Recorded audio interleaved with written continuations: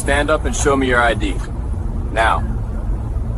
Am I being detained or is this a consensual encounter, officer? You're being detained until I figure out who you are. Then state the crime. Because eating lunch is not one. The body camera footage that would eventually destroy Officer Kyle Miller's career and cost the city of Charleston nearly $1 million began with 30 seconds of silence. It was a perfect Tuesday afternoon in late October, the kind of day where the heat of the South gives way to a crisp golden autumn breeze. The camera mounted to the chest of a 29-year-old patrol officer captured the rhythmic crunch of boots on gravel as he walked through the manicured paths of Marion Square Park. Officer Miller wasn't responding to a bank robbery. He wasn't chasing a violent fugitive. He was responding to a suspicious person call that had come in from a resident of the luxury condos overlooking the park, a call that described nothing more than a man sitting on a bench. The man in question was Elias Thorne. At 58 years old, Elias was a portrait of dignity. He was wearing a charcoal gray bespoke suit, though he had removed the jacket and folded it neatly next to him on the iron bench. His tie was loosened slightly at the collar, and he was halfway through a turkey sandwich from the deli down the street. Elias wasn't loitering. He was taking his federally mandated lunch break. He had spent the morning reviewing compliance reports for the Department of Justice, and he had chosen this specific bench because it offered a clear view of the old Citadel building. He had a copy of the Wall Street Journal open on his lap, and his reading glasses were perched on the bridge of his nose. To anyone with a shred of common sense, Elias Thorne looked exactly like what he was, a senior professional taking a quiet moment in the middle of a workday. But Officer Kyle Miller didn't see a professional. Miller, who had been on the force for just under 4 years and was already developing a reputation for being aggressive with quality-of-life enforcement, saw a target. The dispatch call had mentioned a black male approximately 50 to 60 loitering near the fountain. In Miller's mind, the affluent neighborhood surrounding the park didn't match the man on the bench. He had already decided before he even opened his mouth that Elias didn't belong there. Miller approached from the side, his thumbs hooked into his duty belt, his posture stiff and confrontational. He didn't offer a greeting. He didn't ask how the day was going. He stopped 3 feet from where Elias was eating and cast a shadow over the newspaper. "Hey, buddy," Miller said. His voice was loud, shattering the peace of the park. "We need to talk." Elias Thorne didn't jump. He didn't scramble to pack up his things. He slowly chewed the bite of sandwich he had just swallowed, and then looked up over the rim of his reading glasses. His eyes were calm, possessing the heavy, settled weight of a man who had seen everything the legal system had to offer. He folded his newspaper deliberately, placing it on his lap. "Good afternoon, officer," Elias said. His voice was a deep baritone, polished and articulate. "Is there something I can help you with?" "Yeah, you can tell me what you're doing here," Miller said, stepping closer. The camera captured the aggression in his stance. He was looming, trying to project dominance. "I am eating my lunch," Elias replied simply. "I assume that is not a violation of city ordinance." "We got a call," Miller said, cutting him off. "Suspicious individual, loitering. People are concerned. You don't live around here, do you?" Elias picked up a napkin and wiped the corner of his mouth. "Officer, I am sitting on a public bench in a public park during daylight hours. I am not soliciting, I am not intoxicated, and I am not disturbing the peace.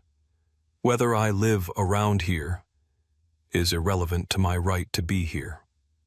Miller's jaw tightened. He wasn't used to people talking back, especially not with words like irrelevant. He was used to fear. He was used to immediate submission. "I didn't ask for a law lecture. I asked for your ID. Let's see it." Elias sighed, a sound of profound disappointment rather than fear. He turned his body slightly to face the officer fully. "Officer, before we proceed, I need you to answer a question. Am I being detained, or is this a consensual encounter?" The question hung in the air, heavy and precise. Am I being detained? It was the kind of question that rookie officers dreaded and arrogant officers hated. Officer Kyle Miller was firmly in the latter category. He shifted his weight, his hand dropping instinctively to rest near his holster, not drawing but signaling a threat. The body camera audio picked up the rustle of his uniform and the sharp intake of breath. "You're being detained until I figure out who you are and what you're doing," Miller snapped. "Now give me your ID. I'm not going to ask you again." Elias Thorne remained seated. He did not reach for his pocket. He did not reach for the jacket folded beside him. He kept his hands perfectly visible on his knees, palms open. "Officer, for a detention to be lawful under Terry v. Ohio, you must possess reasonable, articulable suspicion that a crime has been committed, is being committed, or is about to be committed. A vague report of a suspicious person without specific conduct does not meet that standard. So I will ask you again, what specific crime do you suspect me of committing?" Miller's face flushed a deep red.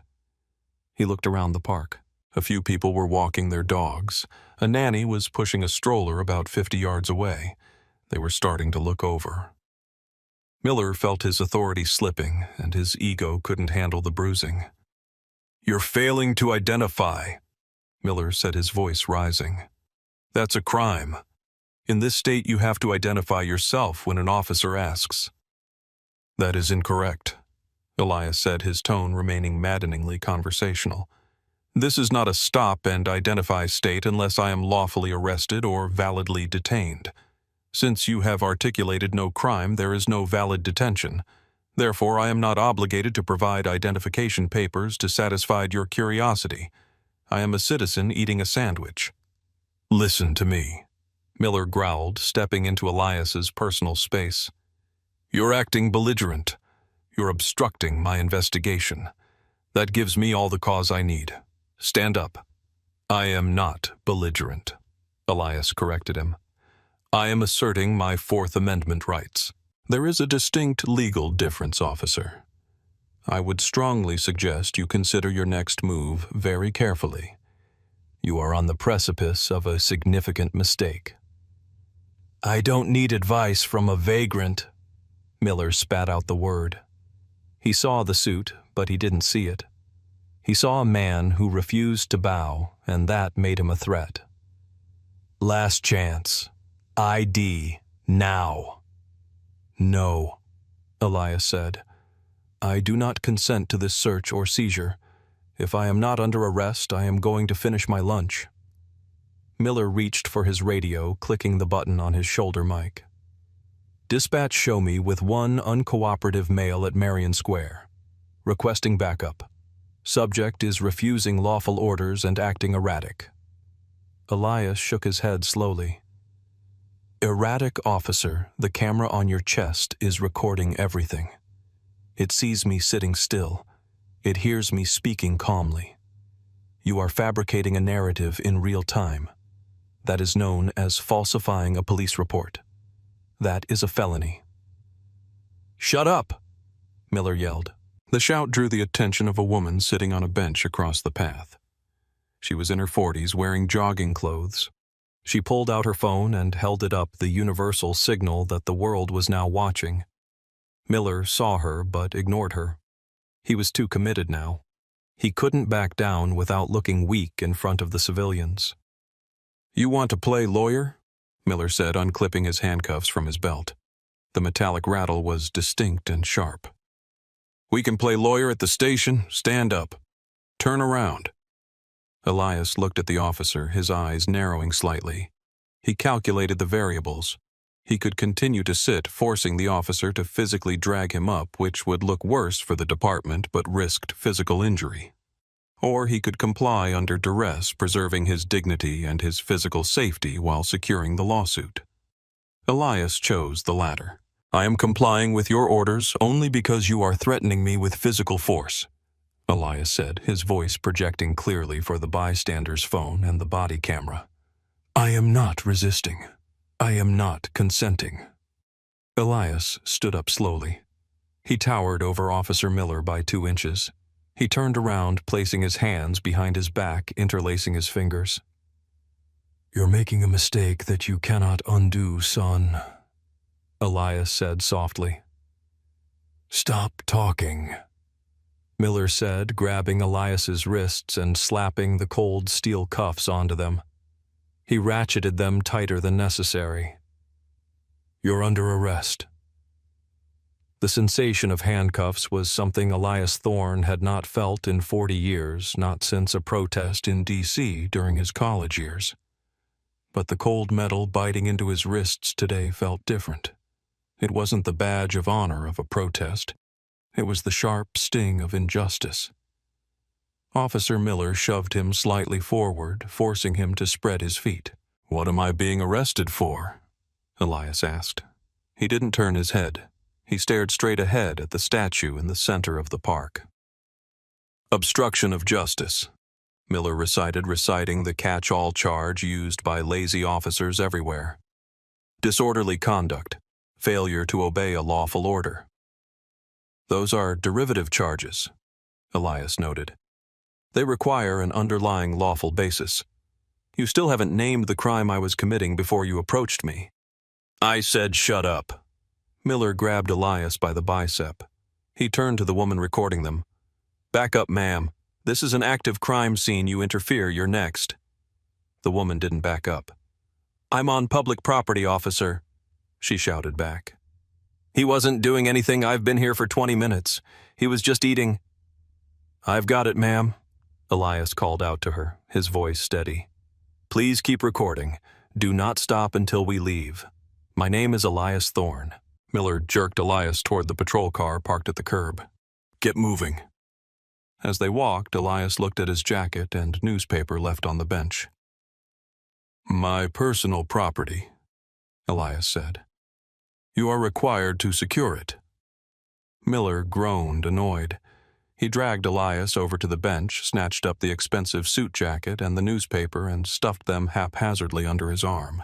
He then marched Elias to the cruiser. He opened the back door and pushed Elias's head down a rough, unnecessary gesture, guiding him into the cramped plastic seat. The back of a police cruiser is designed to be dehumanizing. The hard plastic seat, the cage separating the front and back, the smell of stale sweat and industrial cleaner. Elias sat awkwardly, his hands pinned behind his back, straining his shoulders. He closed his eyes for a moment, centering himself. He needed to be sharp. Miller got into the driver's seat. He was breathing hard, the adrenaline of the confrontation still pumping through him. He typed something into his computer terminal. He didn't look back at his prisoner. He was already rehearsing his story for the sergeant. Subject was hostile, refused to identify. Aggressive movements. I feared for my safety. "Officer Miller," Elias said from the back seat. "I want you to note the time. It is 1:14 p.m. You have officially deprived a citizen of their liberty without probable cause. Every minute that passes from this moment forward increases the liability for your department." Miller slammed his hand on the steering wheel. "You know, usually people shut up when they get the bracelets on. You just don't know when to quit. You think you're the first guy to threaten me with a lawsuit. I got a union rep who eats guys like you for breakfast." "I assure you," Elias said dryly, "he has never eaten anyone like me." Miller started the engine and pulled away from the curb lights, flashing unnecessarily as he merged into traffic. The ride to the precinct was short, maybe 10 minutes. Miller turned up the radio, blasting talk radio to drown out any further comments from the back seat. Elias sat in silence, watching the city pass by. He saw the courthouse where he had argued cases. He saw the federal building where his office was located on the top floor. They arrived at the central precinct. Miller pulled into the sally port, the heavy garage door rattling shut behind them. He hauled Elias out of the car. "Let's go," Miller said. "Processing. Then you can sit in a cell until you decide to tell us who you are." "My identification is in my jacket pocket," Elias said as they walked through the secure doors into the booking area. "The jacket you crumpled into the front seat." Miller ignored him and pushed him toward the booking desk. The room was bright fluorescent and loud. Phones were ringing. Other officers were chatting. Behind the high desk sat Sergeant Tom Reynolds. Reynolds was 55, a 30-year veteran with gray hair and a tired face. He had seen it all. He looked up as Miller approached with Elias in tow. Reynolds looked at Elias, the suit, the posture, the calm expression, and then he looked at Miller. Reynolds frowned. He knew a dirtbag when he saw one, and he knew a solid citizen when he saw one. Elias Thorne looked like the kind of man who played golf with the mayor. "What do we have here, Miller?" Reynolds asked, his voice weary. "Refusal to identify obstruction disorderly," Miller said, puffing out his chest. "Guy wouldn't give me ID in the park. Started making a scene, gathering a crowd." Reynolds looked at Elias. "That true, sir?"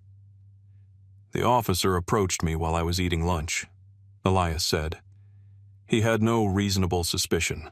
I asserted my rights. He arrested me." Reynolds sighed. He looked at Miller. "Did you search him?" "Pat down only. His wallet is in his jacket," Miller said, dropping the suit jacket onto the counter. "Uncuff him so we can print him," Reynolds said. Miller removed the cuffs. Elias rubbed his wrists. There were red marks where the metal had dug in. "Empty your pockets, sir," Reynolds said respectfully. "We need to inventory your property." Elias reached for the jacket on the counter. He reached into the inside breast pocket and pulled out a slim leather wallet. He placed it on the counter. "My identification is inside," Elias said, "along with my credentials." Reynolds picked up the wallet. He flipped it open. The booking room was noisy, a cacophony of ringing telephones, squawking radios, and the low murmur of officers processing arrests. But the moment Sergeant Tom Reynolds opened the leather wallet, a strange bubble of silence seemed to form around the booking desk. Reynolds stared at the credentials. He blinked, thinking perhaps his reading glasses were dirty. He leaned in closer. On the left side of the wallet was a heavy metallic badge, gold and blue. On the right was a laminated ID card with a holographic seal. United States Department of Justice, Civil Rights Division, Elias J. Thorne, Senior Federal Monitor.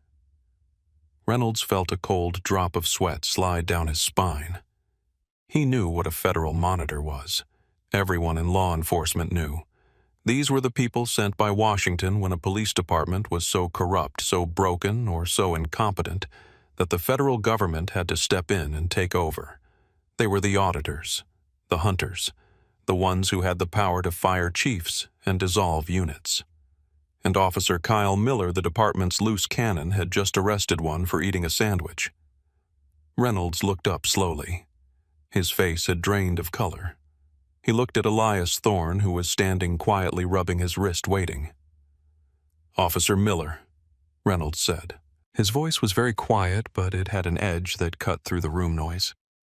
"Yeah, Sarge." Miller was filling out paperwork, oblivious. "Come here. Just a sec, gotta finish the probable cause statement. Put the pen down and come here, now." Miller looked up, startled by the tone. He walked over to the desk. "What's up?" "He got a warrant." Reynolds didn't answer. He simply turned the wallet around and pushed it across the counter toward Miller. "Read that. Read it out loud." Miller looked down. He squinted. "United States Department of Justice, Civil Rights Division." Miller stopped. He looked up at Elias, then back at the ID. "Senior Federal Monitor." Miller scoffed a nervous, incredulous sound. "This is fake. Gotta be. You can buy these online. This guy's a sovereign citizen or something." Elias spoke for the first time since entering the room. "Officer Miller, if you believe that credential is fraudulent, I encourage you to add impersonating a federal officer to my charges. That is a federal felony. Please call the FBI field office. The number is on the back of the card. Ask for Special Agent in Charge Henderson. Tell him you have Elias Thorne in custody." Miller looked at Elias. The confidence was gone, replaced by a creeping dread. Reynolds snatched the wallet back. He looked at Elias. "Sir, you work for the DOJ." I am currently the lead monitor for the consent decree in the neighboring county, Elias said calmly. And I was in town meeting with your district attorney regarding a separate civil rights inquiry. I decided to take a lunch break. Reynolds closed his eyes for a brief second. Miller, take the handcuffs off. Oh, wait, they are off. Don't touch him again. Sarge, he refused to ID. Miller protested, his voice cracking. Even if he's a Fed, he has to follow the law. He knows the law better than you do, you idiot, Reynolds snapped, losing his composure. You arrested a federal civil rights monitor for loitering. Do you have any idea what you just did? I want to speak to your watch commander, Elias said, and I want the chief of police notified immediately. Sir, we can clear this up, Reynolds said, his hands shaking slightly as he held the wallet. It's a misunderstanding. We can release you right now. No record. No, Elias said firmly. I have been arrested. I have been transported. I have been booked. The seizure has occurred. You cannot unarrest me to save face. I want the watch commander, and I want my phone call. Reynolds looked at the other officers in the room. They had all stopped working. They were staring. They realized the ship was sinking, and they were all on board. Miller, Reynolds hissed. Go to the break room. Sit down. Don't talk to anyone. Don't text anyone. Just sit there. But Sarge, go! Miller slinked away, looking like a scolded child, but there was still defiance in his eyes. He didn't think he was wrong. He just thought he was unlucky. Reynolds picked up the phone. He dialed the lieutenant's extension. LT. It's Reynolds. You need to come down to booking. Now. No, listen to me. Miller arrested a guy. It's bad. It's the DOJ, sir. The guy is a federal monitor. Yes, he's standing right here. Elias watched the sergeant panic. He felt no satisfaction, only a weary resolve. This was the system he had spent 30 years fighting. It wasn't just Miller. It was the sergeant trying to cover it up. It was the culture that allowed Miller to exist. Sir, Reynolds said, hanging up the phone. Lieutenant Creates is coming down. Can I get you some water? Coffee? A chair? I would like a chair, Elias said. And I would like you to ensure that the body camera footage from Officer Miller's camera is uploaded and locked immediately. If 20 seconds of that footage goes missing, Sergeant, I will ensure that you are named personally in the federal lawsuit. It won't go missing, sir, Reynolds promised, pale-faced. I'm locking it now. Elias sat on the metal stool provided. He crossed his legs. He waited. The machinery of the department was about to grind to a halt, all because of a sandwich and an ego. Within 20 minutes, the atmosphere in the central precinct had shifted from a typical Tuesday afternoon to something resembling a bomb threat response. The booking area had been cleared of other arrestees. Elias Thorne sat alone on a bench, his jacket folded neatly beside him, again, reading a copy of the local newspaper that someone had hurriedly provided. Lieutenant Marcus Freeman was the first to arrive. He was a sharp man, usually calm, but he burst through the doors with his tie flying over his shoulder. He took one look at Elias, recognized him from a news segment he'd seen months ago, and felt his stomach drop. Freeman walked over to Sergeant Reynolds, who whispered the details. Freeman rubbed his temples. Then he approached Elias. Mr. Thorne, I'm Lieutenant Freeman. I am the watch commander. Elias didn't stand. He looked up. Lieutenant, sir, I've reviewed the preliminary report from Officer Miller. I've also spoken to the chief's office. We want to apologize for the inconvenience. We're going to process your release immediately. We'll expunge the arrest record by the end of the day. Expunge. Elias raised an eyebrow. Lieutenant, you are moving too fast. Expungement implies that the arrest happened, and we are scrubbing it. I am concerned with why it happened. Have you watched the footage? Not yet, sir. It's downloading now. Watch it, Elias said. Don't speak to me again until you have watched it. You need to understand what you are defending. Freeman hesitated, then nodded. Yes, sir. He went into the sergeant's office. 10 minutes later, the doors opened again. This time it was Chief of Police Robert Harrison. Harrison was a politician in a uniform, silver hair, bright teeth, firm handshake. But today, the smile was gone. He had received the call while at a Rotary Club luncheon. Harrison walked straight to Elias. Mr. Thorne, my God, I don't know what to say. Elias stood up this time. He and Harrison had met once briefly at a gala. Chief Harrison. Elias, please. This is a catastrophe, Harrison said, his voice lowered. I have Officer Miller in the captain's office. He's being pulled off the street immediately. Please come to my office. Let's get you out of this holding area. I am fine here, Chief, Elias said. I want to follow the procedure. I was arrested. I should be processed out like anyone else. Elias, don't do this to us, Harrison pleaded slightly. We made a mistake. A terrible mistake, but we can fix this. Can you? Elias asked. Chief Officer Miller arrested me because I wouldn't show him ID while eating a sandwich. He fabricated charges of obstruction. He escalated a consensual encounter into a Fourth Amendment violation in under 60 seconds. And when I told him who I was, he didn't stop. He laughed. Lieutenant Freeman stepped out of the office. He looked sick. He walked up to the chief and whispered in his ear. The video. It's bad, Chief. Real bad. No probable cause. Miller was aggressive. Thorne was perfect. Harrison closed his eyes. He knew what this meant. Where is Officer Miller now? Elias asked. He's being questioned by Internal Affairs, Freeman said. Good, Elias said. I have not been read my Miranda rights, so I assume you are not interrogating me. I am free to go. Of course, Harrison said. You've been free to go for 30 minutes.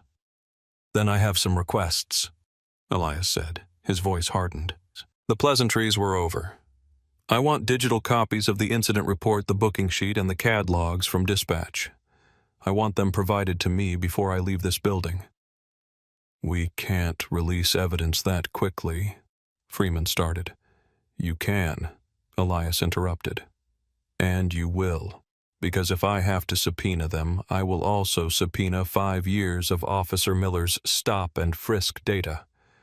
And I suspect, gentlemen, that I am not the first black man he has stopped in Marion Square. The silence that followed was deafening. Harrison looked at Freeman. They both knew the answer. Miller had numbers, high numbers. They had ignored it because he was proactive. We'll get you the copies, Harrison said quietly. And one more thing, Elias said.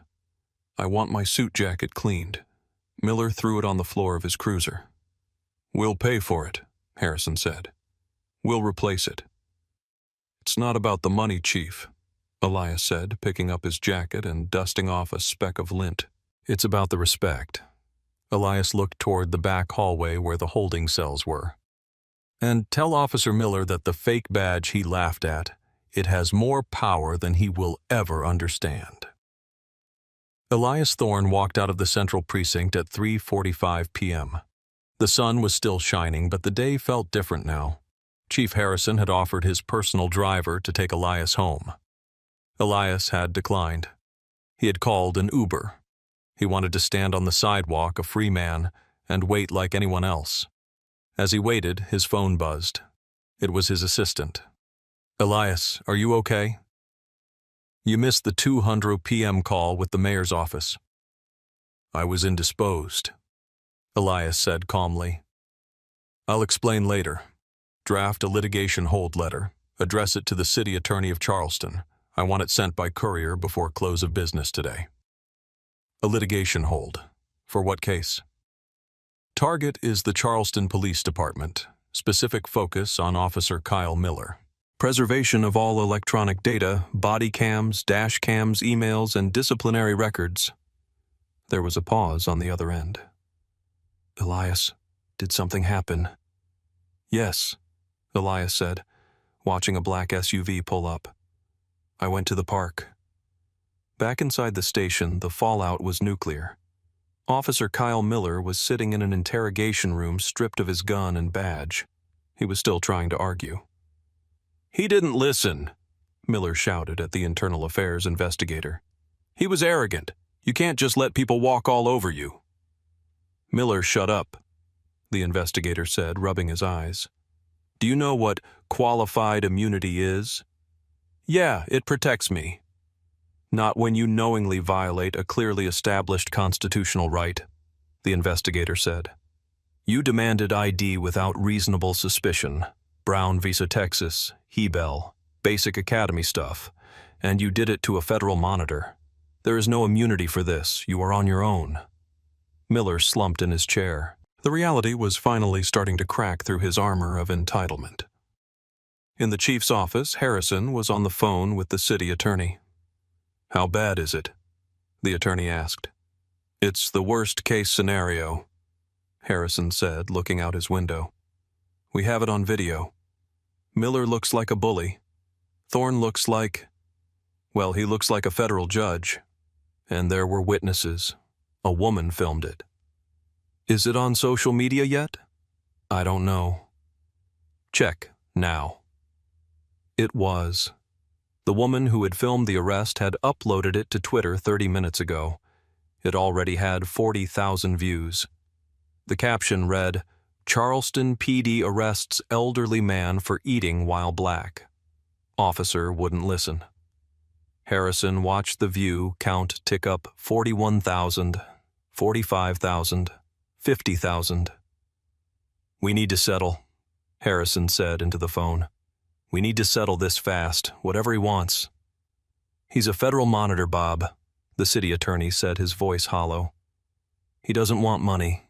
He wants blood. He wants policy changes. He wants your badge." The lawsuit, Thorne v. City of Charleston, was filed 48 hours later. It was a masterpiece of legal writing, concise, brutal, and irrefutable. It alleged violations of the Fourth and 14th Amendments, false arrest, false imprisonment, and battery. But the most damaging part was the section on pattern and practice. Elias hadn't just sued for himself. He had used his resources to pull Officer Miller's history. The data was damning. Over 3 years, Miller had conducted 400 suspicious person stops. 85% of them were black men. Only 2% resulted in a citation for an actual crime. The rest were release without charge after running ID. It was a harassment campaign disguised as policing. The media storm was intense. The video of Elias' dignified, calm citing case law while Miller screamed at him played on every national news network. It was the perfect contrast. The unruly, unprofessional cop versus the composed, educated citizen. The internal affairs investigation was concluded in record time. Usually these things took months. This took 2 weeks. The findings were sustained on all counts. Miller had violated department policy, state law, and the U.S. Constitution.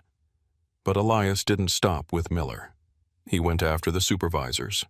He deposed Sergeant Reynolds. "Why did you allow the arrest to proceed when the officer could not articulate a crime?" Elias asked during the deposition. I assumed he had cause," Reynolds stammered. "Assumption is not probable cause, Sergeant," Elias replied. "You are the gatekeeper. You failed." The city attorney called Elias's lawyer, an old friend from law school, to discuss a settlement. "We're offering $250,000, the city attorney said, "and Miller is already suspended pending termination." "We're not interested in the money," Elias's lawyer said. "Elias wants $750,000, and he wants a consent decree." "A consent decree, you can't demand that in a settlement." "Then we go to trial," the lawyer said. "And Elias will put the chief on the stand. He will put the mayor on the stand. He will expose the fact that you knew about Miller's numbers and did nothing. Do you want that in an election year?" The city attorney folded. They settled for $850,000. But the non-monetary terms were the real victory. The department agreed to an independent audit of all stop and identify encounters for the next 5 years.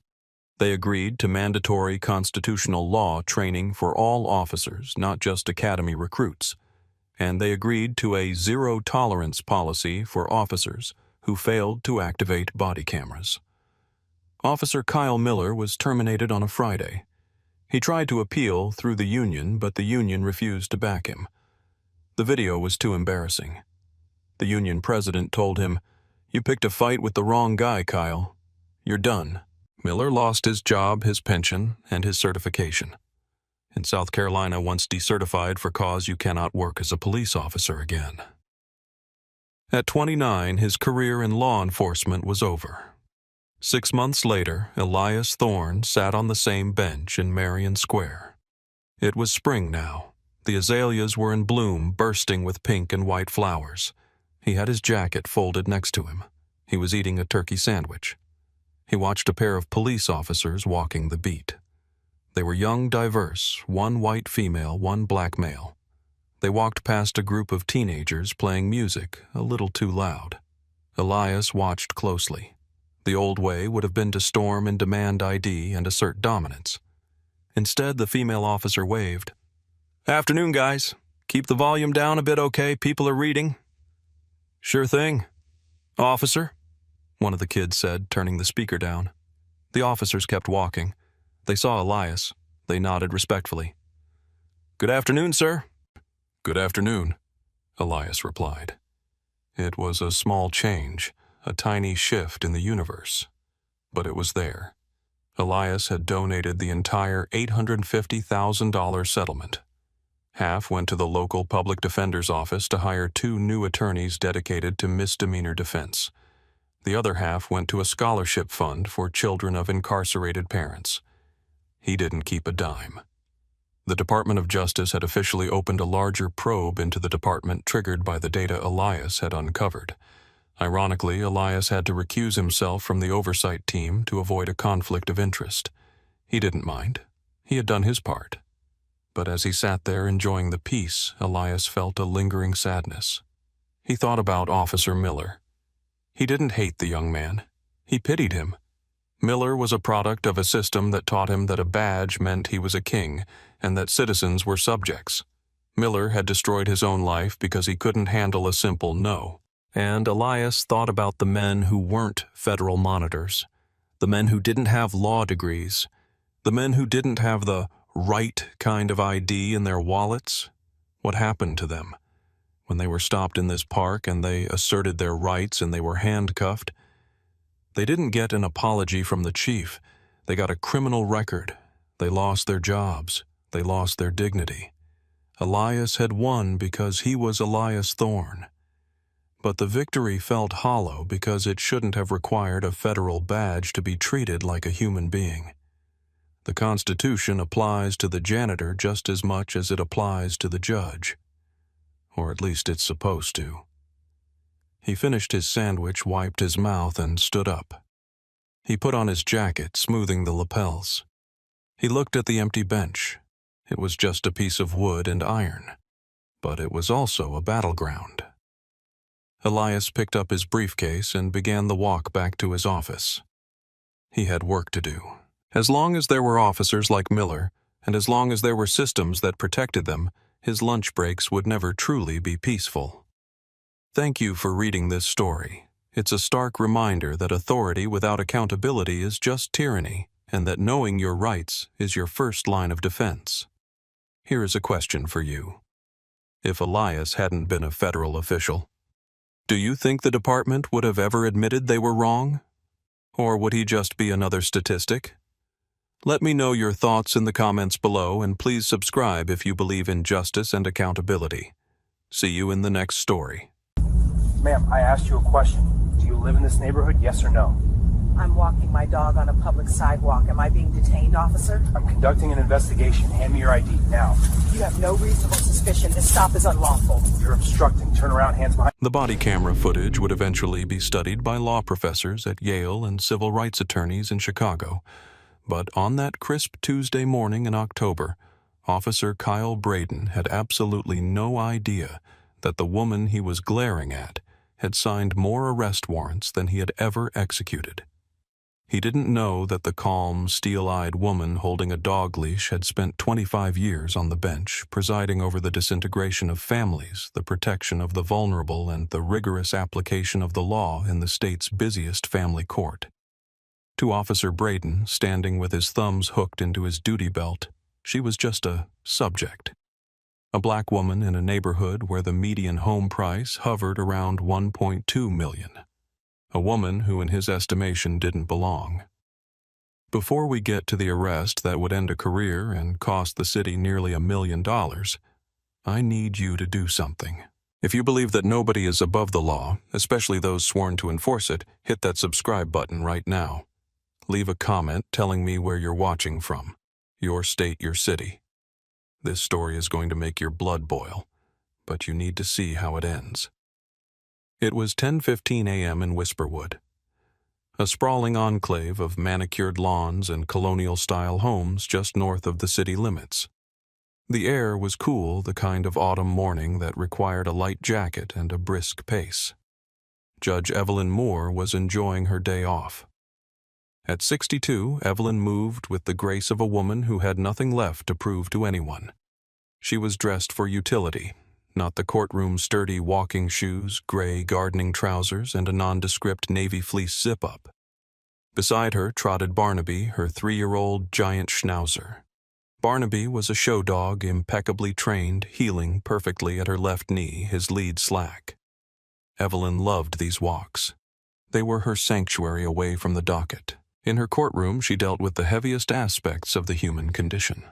Custody battles, domestic violence, restraining orders, the fracturing of trust. Here, under the canopy of turning maple leaves, there was only silence and the rhythmic click of Barnaby's claws on the pavement. She had lived in Whisperwood for 15 years. Her neighbors knew her. The mail carrier knew her. She was a fixture of the community, a woman who paid her exorbitant property taxes on time and kept her hydrangeas perfectly pruned.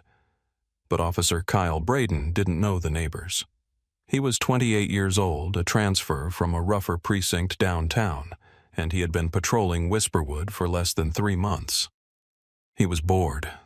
He was looking for something to do, something that felt like real police work in a neighborhood where the biggest crime was usually a noise complaint about a pool pump. As he cruised slowly down Sycamore Drive in his patrol SUV, he saw Evelyn. She was the only person walking on the street. To Braden, she stood out. Not because she was doing anything illegal, but because she was a black woman walking a large, powerful dog in a neighborhood that was overwhelmingly white. In Braden's mind, the calculus was instant and prejudiced. Was she a dog walker? No, she wasn't wearing a uniform or carrying multiple leashes. Was she a resident? Unlikely, his bias told him. She looked too comfortable, yet too out of place in his narrowed world view. He slowed the cruiser to a crawl, trailing her for half a block. Evelyn noticed the car immediately. Years of judicial experience had given her a sixth sense for observation. She didn't turn her head, but she registered the vehicle's presence. She felt the weight of the gaze. She tightened her grip on the leash slightly, not out of fear, but out of readiness. She kept walking her pace steady, her eyes forward. She had done nothing wrong. She was exercising her constitutional right to travel freely on a public thoroughfare. Braden wasn't satisfied with just watching. He wanted to know who she was. He wanted to assert his presence. He convinced himself that he saw something, a violation, a reason, anything that would justify a stop. He pulled the cruiser to the curb about 20 feet ahead of her, blocking the sidewalk path slightly, a tactic designed to force engagement. He put the vehicle in park, but left the engine running. As he opened the door and stepped out, adjusting his vest, he had already decided how this interaction would go. He would ask questions, she would be submissive, he would run her name, and he would feel like he had protected the neighborhood. "Morning," Braden called out. It wasn't a greeting. It was a challenge. Evelyn stopped. She commanded Barnaby to sit, and the large dog complied instantly, sitting statue still. She turned to face the officer. "Good morning, officer," she replied. Her voice was calm, the same modulation she used when addressing an unruly attorney in her chambers. "You live around here?" Braden asked, closing the distance between them. He didn't smile. His hand rested near his belt, not on his weapon, but in the command presence stance taught at the academy. "I do," Evelyn said. She didn't elaborate. She didn't offer her address. She didn't point to her house 3 streets over. She answered the question and waited. Braden didn't like the brevity. He was used to people nervous talking, spilling details, trying to please him. "We've had some reports of break-ins in the area recently." Braden lied. There had been no reports. "Just checking on folks who are out and about. Do you have some identification on you?" Evelyn looked at him. She studied his nameplate. K. Braden. She looked at his body camera, noting the green light indicating it was buffering or recording. She knew the statutes of this state better than the man standing in front of her.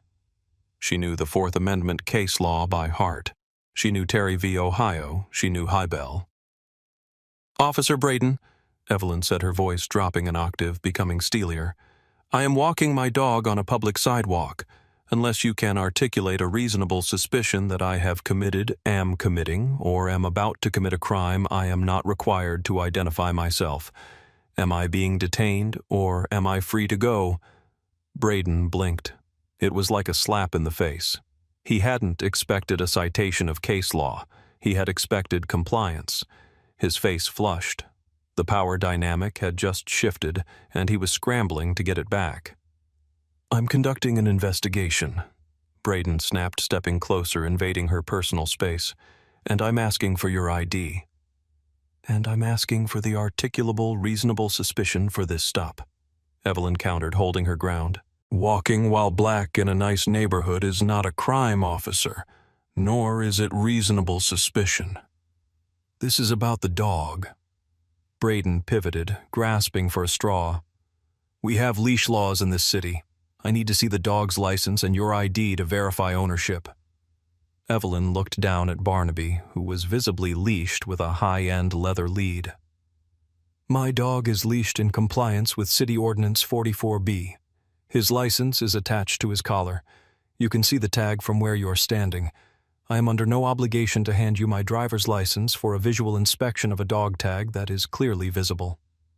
Braden's frustration spiked. He was losing control of the encounter, and his ego couldn't take it. He wasn't thinking about the law anymore. He was thinking about winning. "Ma'am, you're becoming belligerent," he said, using the catch-all phrase bad cops use when citizens know their rights. "I'm giving you a lawful order. Produce identification, or I will detain you for obstruction." "That is not a lawful order," Evelyn stated, her voice projecting now, ensuring the microphone on his chest captured every syllable clearly. "You are attempting to manufacture a crime to justify an illegal seizure. I am refusing your request because it violates my Fourth Amendment rights against unreasonable search and seizure. I'm going to ask you one more time. Am I free to go?" "No, you are not free to go," Braden barked. "You are detained." "For what crime?" Evelyn demanded. "Disorderly conduct and obstruction of a police investigation," Braden said, making it up as he went along. From the porch of the house directly across the street, the front door opened. Mrs. Gable, a 65-year-old retired school principal, stepped out. She had been drinking her coffee when she heard the raised voice of the officer. She knew Evelyn. They were in the same book club. She saw the young officer looming over the judge, and she saw Evelyn standing her ground. Mrs. Gable didn't yell. She didn't interfere. She reached into her pocket, pulled out her iPhone, and hit record. "I'm recording Evelyn," Mrs. Gable called out from her porch loud and clear. "I've got the whole thing." Braden whipped his head around, seeing the witness. For a smart officer, this would have been the moment to de-escalate, to realize that people were watching, to realize that this woman had community support. But Braden wasn't thinking smartly. He felt surrounded. He felt his authority crumbling. He turned back to Evelyn with a look of pure malice. "Turn around," Braden commanded. "Put your hands behind your back." Evelyn stared at him. She knew that resisting physically would give him exactly what he wanted, an excuse to use force. She knew the law was on her side, but she also knew that the law couldn't stop a bullet or a baton in the heat of the moment. She had to survive the encounter to litigate it. "I am complying under duress," Evelyn stated loudly for the camera. "I am not resisting. I am stating for the record that this arrest is unlawful and lacks probable cause."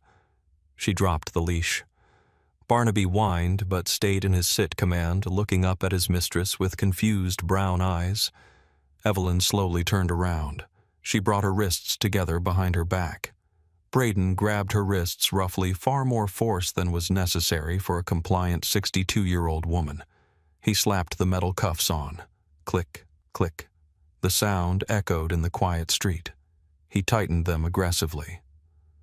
"You're hurting me," Evelyn said calmly. "These are too tight.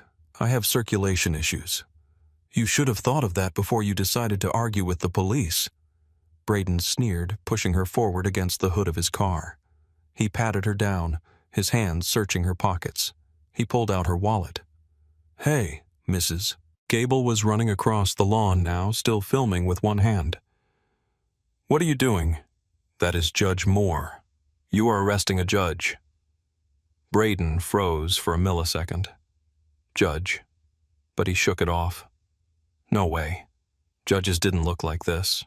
Judges didn't wear gardening clothes. This neighbor was just trying to scare him.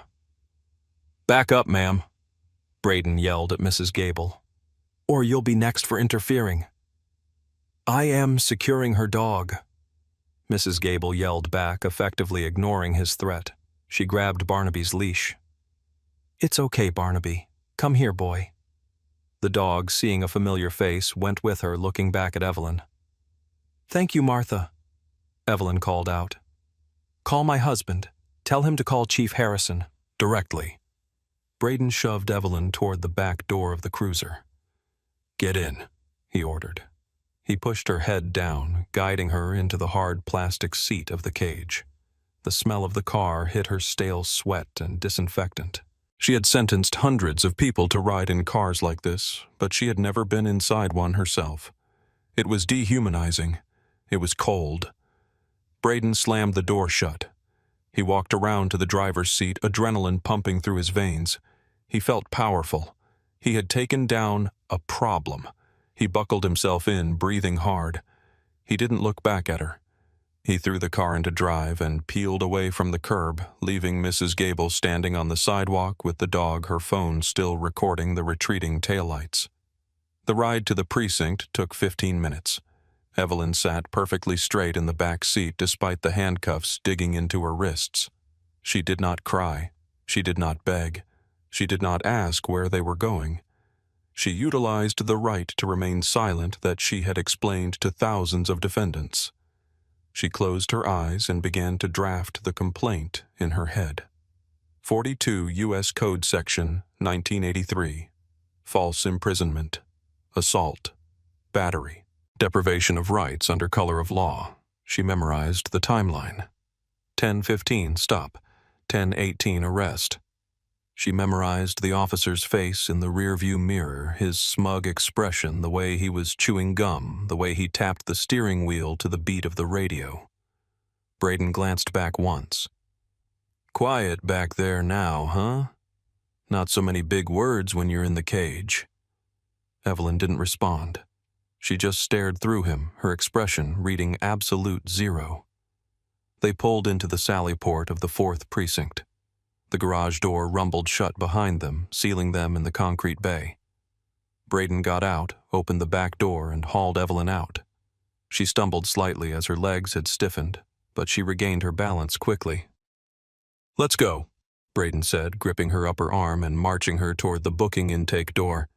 They walked through the heavy steel doors into the processing area. It was a brightly lit room filled with the chaotic noise of phones ringing, radios crackling, and officers talking. At the high desk sat Sergeant Thomas Miller, Miller was 55, a 30-year veteran of the force. He was tired, he was close to retirement, and he had spent more hours in court testimony than he cared to count. Braden marched Evelyn up to the counter. "Got a 148, Braden announced proudly, using the code for resisting, delaying, obstructing. Refused to ID, disorderly in a residential area. Sergeant Miller looked up from his paperwork.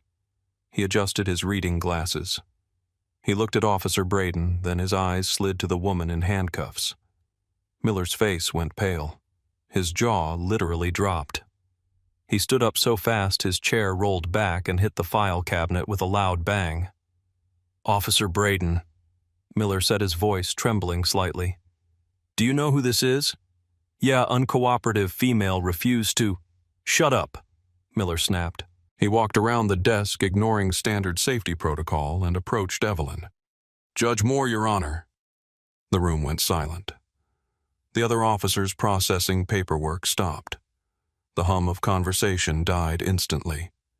Evelyn looked at Miller. She recognized him. He had testified in her court on a child welfare case 3 months ago. "Hello, Sergeant Miller," she said calmly. "I seem to be under arrest for walking my dog." Miller looked at the handcuffs on her wrists as if they were venomous snakes. He looked back at Braden, whose smug expression was dissolving into a look of dawning horror. "Get those cuffs off her." Miller ordered, his voice low and dangerous. "Sarge, she wouldn't ID, she was—" Braden started to argue. "I said get them off. Now." Miller roared, his voice echoing off the cinderblock walls.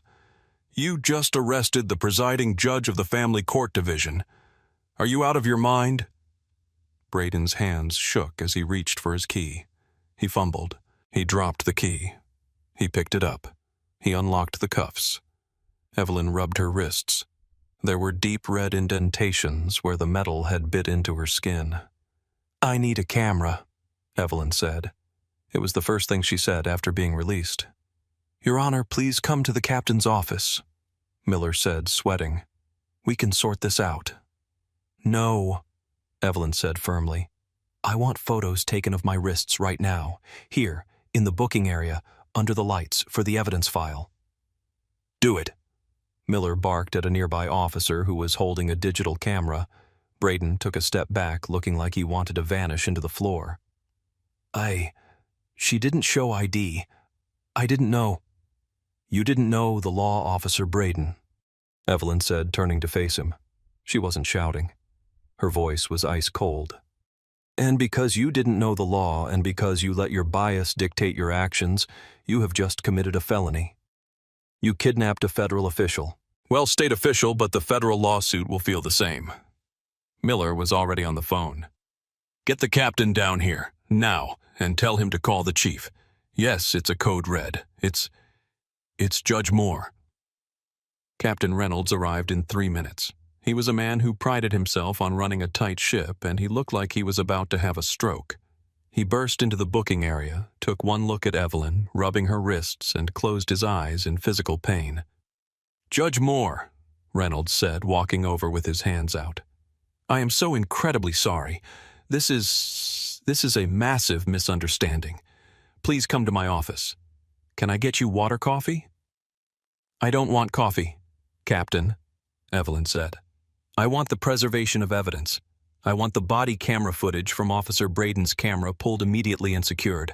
I want the GPS data from his cruiser. I want the dispatch logs. And I want a copy of the booking sheet that was started." "We haven't booked you, Your Honor. There are no charges," Reynolds said quickly. "You're free to go. We can drive you home. I'll drive you home myself." "There was an arrest," Evelyn corrected him. "I was handcuffed. I was placed in a car. I was transported against my will. That is an arrest. You don't get to pretend it didn't happen just because you realized who I am. If I were a cashier at the grocery store, I'd still be in that cell, wouldn't I?" Reynolds didn't answer. He couldn't answer. "I'm going to leave now," Evelyn said. "My husband is on his way to pick me up, but before I go, I want the badge number of this officer." She pointed at Braden, who was standing in the corner looking at his boots. Braden, Reynolds said, staring at the young officer with a look that promised professional oblivion. Give the judge your business card. Braden walked over his hand, trembling. He handed the card to Evelyn. She took it, read it, and slipped it into her pocket. Officer Braden, she said, you have the power to take away a person's liberty. That is a sacred trust. Today you treated it like a game. You treated me like a suspect because of how I look. You are going to learn a very expensive lesson about the Constitution. She turned and walked out of the precinct head high. Her husband, a retired surgeon, was pulling up to the curb in their sedan looking frantic. She got in the car. As soon as the door closed and the privacy of her own vehicle surrounded her, the adrenaline crashed. Her hands started to shake. She took a deep breath, fighting back the tears of rage and humiliation. Are you okay? Her husband asked, reaching for her hand. No, Evelyn said. I'm not, but I will be. Drive me to the office. I need to call Arthur. Arthur was the top civil rights litigator in the state. The lawsuit was filed 48 hours later. Moore v. City of Whisperwood et al. It was not a polite complaint. It was a scorched earth legal filing. It alleged violations of the 4th and 14th Amendments. It alleged racial profiling. It alleged a failure to train. It alleged battery and false imprisonment. But what terrified the city attorney wasn't just the lawsuit. It was the video. Mrs. Gable had uploaded her footage to the cloud, and her grandson had posted it to social media with the caption, "Cop arrests judge for walking her dog." It went viral overnight. Millions of views. The video showed exactly what Evelyn had claimed: a calm woman, a belligerent cop, and an arrest with zero probable cause. The comments section was a firestorm. The local news picked it up, then CNN, then the BBC. The city attorney called an emergency meeting with the mayor and the police chief. "We have to settle," the attorney said, throwing a file on the table. "We have no defense, none. He stopped her for nothing. He arrested her for contempt of cop. And she's Judge Moore. She knows the law better than we do. If we take this to trial, she will destroy us on the stand, and the jury will give her whatever she asks for." "Can we offer an apology and a donation?" the mayor asked weakly. "She doesn't want a donation," the attorney said. "She wants Braden's badge, and she wants policy changes." Discovery was brutal. Evelyn's lawyers demanded Braden's disciplinary file. They found a pattern. Over his 8-year career, including his previous department, Braden had a 400% higher rate of stopping black motorists than white ones. He had 12 citizen complaints for rudeness and excessive force, all dismissed by Internal Affairs as unfounded. Evelyn's team laid it all out. They weren't just suing Braden, they were suing the system that kept him employed. They argued that the department knew he was a liability and put him on the street anyway. 6 months later, the city caved. They agreed to a settlement of $850,000. But the money came with conditions. Officer Kyle Braden was terminated for cause. The termination letter cited gross misconduct, violation of civil rights, and conduct unbecoming an officer. The city agreed to implement a new oversight committee for police stops, one that required officers to document the articulable reasonable suspicion for every single interaction, not just arrests. Evelyn stood on the steps of the federal courthouse the day the settlement was announced. She was wearing her judicial robes not because she was presiding, but because she wanted to send a message. The press was there in droves. "Justice was served today," Evelyn told the cameras. "But let us be clear. Justice was served because I had the knowledge to assert my rights, the resources to hire the best attorneys, and the position to make them listen. If I had been a 19-year-old cashier or a single mother working 2 jobs, this officer would still be patrolling your streets and I would have a criminal record for resisting arrest. That is the reality we must change." She didn't keep a dime of the $850,000. She used the entire sum to establish the Moore Legal Defense Fund, a nonprofit dedicated to providing top-tier legal representation for indigent citizens who had been victims of police misconduct. Kyle Braden never worked in law enforcement again. His name was added to the National Decertification Index. He moved back to his hometown in a different state working construction. He told his friends he got screwed by politics, but deep down in the quiet moments of the night he remembered the look in Sergeant Miller's eyes. He remembered the moment he realized that his badge didn't make him a god. Evelyn returned to her quiet morning walks with Barnaby. The neighborhood felt different now. The patrol cars that passed her drove slowly respectfully. The officers would wave. She would nod back. She wasn't afraid, but she was changed.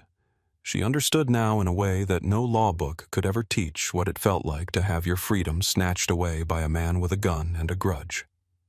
She sat on her bench for another 10 years, retiring at 72. Every time a case involving resisting arrest came before her, she looked at the body camera footage herself. She watched every second. She looked for the escalation. She looked for the ego. She held the police to a standard of absolute perfection because she knew what happened when that standard slipped. The story of the judge in the handcuffs became a modern parable in law schools. It was a lesson about the Fourth Amendment, yes, but more importantly, it was a lesson about dignity. If this story resonated with you, if you believe that we need to protect the rights of every citizen, regardless of who they are, please leave a comment below. What would you have done in Judge Moore's shoes? Would you have stayed that calm? And don't forget to subscribe for more stories that shine a light on the truth. The system only changes when we refuse to look away. See you in the next video.